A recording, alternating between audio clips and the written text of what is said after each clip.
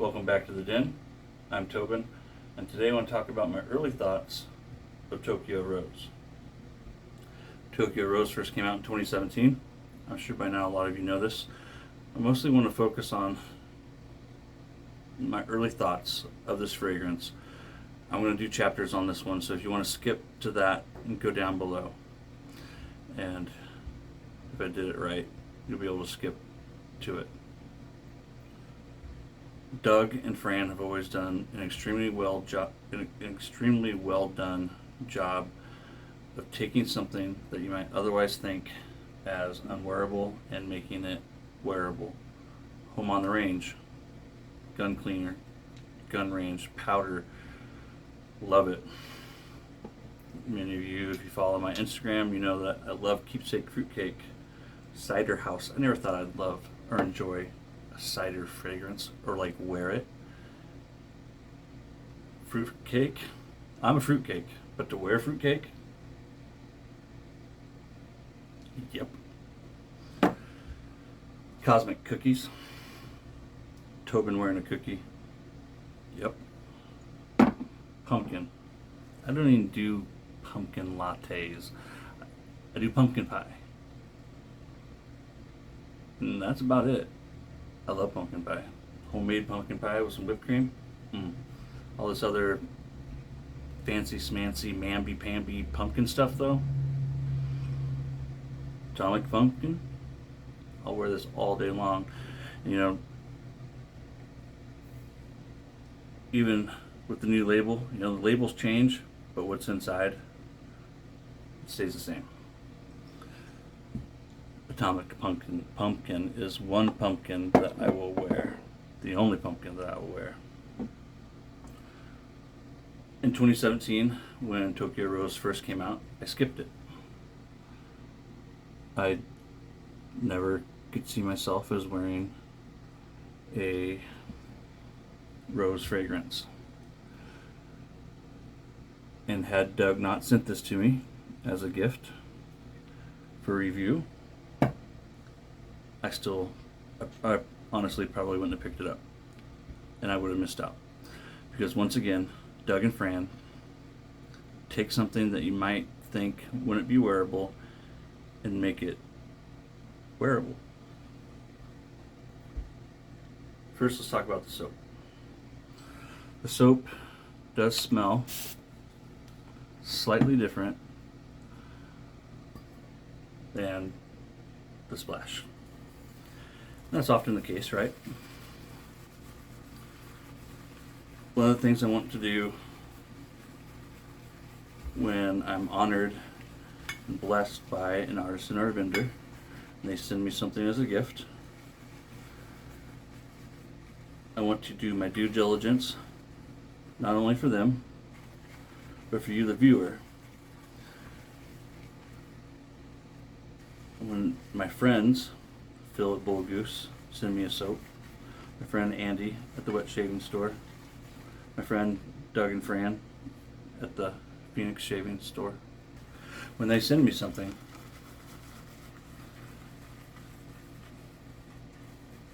they're not just sending me something of monetary value, they're sending me something so much more. Their trust, their loyalty, not loyalty, their appreciation, right? That would be a better word for it. Their appreciation to my loyalty, maybe, or, you know, that they respect my opinion. I can afford the soap. I can afford the splash. But there's some things we can't buy. And buying a soap I can do, but buying someone's appreciation, buying someone's trust and respect, I cannot do. I've told my kids 1,000 times, my love is given for free. My trust and my respect are earned. And you can lose my trust and respect, but you can never lose my love. I can buy the soap, but I can't buy those untangible things. And it's because of those untangibles that I want to do my homework and my best for the artisan vendor and for you. First impressions are not my thing. Not even with people. If I went with first impressions of people, I would know very few, and I wouldn't trust any of them. That's just, when I first get to meet you, I likely don't trust you. I likely don't respect you. And I'm talking about you in general, like in public and stuff like that, right? CK6 is still just as amazing as ever. And so, but so many times my first impressions of people have been dead wrong. My first impressions of Douglas Smythe in 2015 were dead wrong. So many people. I've made so many mistakes by assuming first impressions. I got this on Wednesday. I wore the cologne all day Wednesday to work, all day yesterday to work. It's 12:30. I've been wearing it since 7 o'clock this morning when I woke up. When I get these soaps, there's a few things I want to do when it's gifted to me, like you maybe saw with Luna. I've lathered this 4 or 5 times now, and I've shaved with it once. I don't do this when I buy a soap, but when I'm gifted these things, this is how I want to approach it. This is how I approached it with Luna, and this format right here is how I want to approach it going forward with Luna. I did a video similar to this, so I didn't yakety schmackety your ear off, and then I did a video with Tokyo Rose here. I'm doing it, and then 2 days from now on Sunday, I'm going to do an outdoor video. It's a secret, and then upload it. And then by the time we get to Sunday, I will have had 5 days to get to know this fragrance. The soap, it's like off the brush is cherry, and then behind the cherry I get the rose. Very light, very light. If I play with it in my hands like this and really warm it up, behind that I can get a woody fragrance. I'll put the notes right there. Sorry, I'm skipping it, guys. Rose, cherry, ambergris, sandalwood, oud, amyris, and cardamom. It's behind that cherry and then rose. I get some earthiness, woody. This rose is in the title. You know, the name of the product. Rose is the first note in the scent profile. But it's just one character in a long list of awesomeness. The splash. When I first put it on, I pick up the rose in the top notes. The cherry a little bit behind it. You can't wait to get the EDP for this. I'm going to order it. It was just released this morning.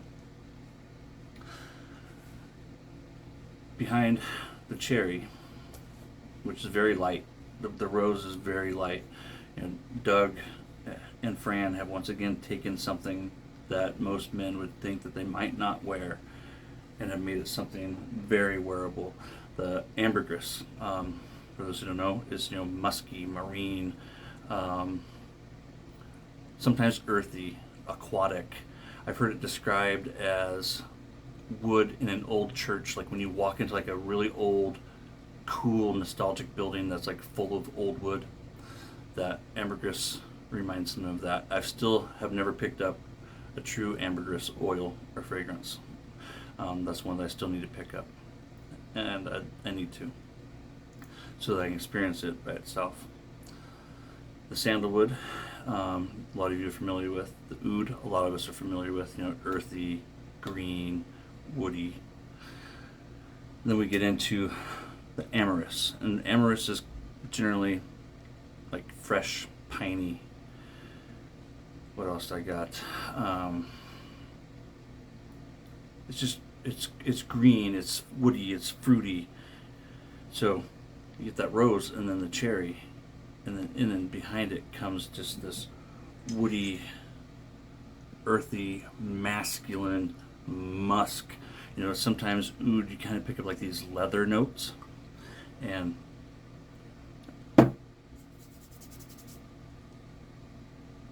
it's something, the way that Doug and Fran, do their own fragrances and everything. It's just a complete game changer. This is not a rose fragrance. Rose is the top note. With the splash, you're going to smell rose. But after 10-20 minutes, I get musk, I get leather, I get earthiness. I've got it all over my arms. I've been wearing it all day. Masculine, rich. It's fantastic. It really, really is. I give it an 8 out of 10 already for me. I can't wait to see what I think of it come Sunday and how I think of it going forward, because I know I'm going to fall absolutely in love with this. If you are even considering buying it, do it. It's amazing. It was worth the wait. I'm a sucker for not picking it up when it was first out. Don't be a sucker. Boo. Picks them up. It's available today. It's good. It's damn good. It's damn good. So yes, Virginia. Rose is in the name. Rose is the top note.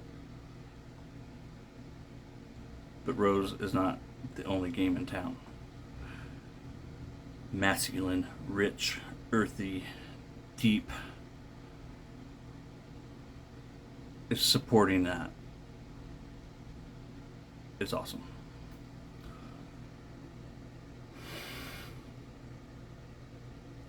Cardamom, right? It's like sweet, spicy too. I didn't talk about that. Like a baked apple pie, a lot of people describe it as. That's another oil I need to pick up. So I've rambled on, made this longer than I think it needed to be. I love this fragrance. I really, really do. Freaking love it. It's going to grow on me. I'm ordering the EDP. On the fence about the solid, but definitely grabbing the EDP and the Star Jelly. Must have in any den, you guys. For real. You can thank me later.